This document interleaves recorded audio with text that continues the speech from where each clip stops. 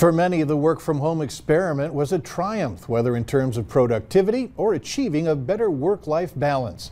Unfortunately for some, with vaccine rollouts advancing, their bosses want them to come back to the office. Ann Stewart looks at the deepening divide over whether returning to the office in the future should remain flexible. The morning commute.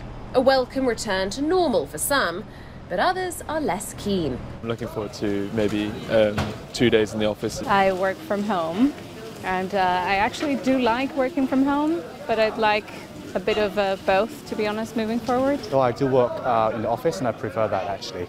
The divide is only deepening as businesses implement their post-pandemic strategies.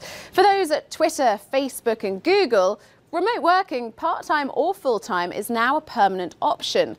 Apple and Uber want their employees back in the office for at least part of the week.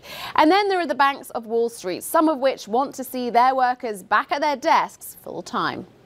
Goldman Sachs' CEO, David Solomon, called working from home an aberration, saying, for a business like ours, which is an innovative, collaborative apprenticeship culture, this is not ideal for us and is not a new normal. Its New York employees are already back in the office. Meanwhile, the CEO of Morgan Stanley made clear that the bank's New York employees should be back by September, saying, if you can go to a restaurant in New York City, you can come into the office, and we want you in the office. If it is so beneficial to be in the office, why are so many people choosing not to be there? And in fact, you have to start threatening pay cuts for them. That is a little bit of a kind of a cultural disjoint, I would say.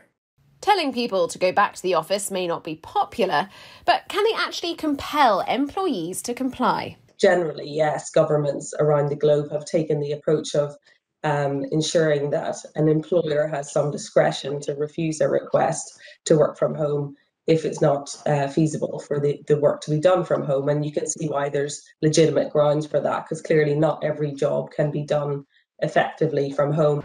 Forcing workers back to the office full-time may have some undesired consequences. I wouldn't do it. I'm not sure I'd feel so comfortable about that at this point, because I think we've shown that it's not necessary. I think it's up to the individual really, but yeah.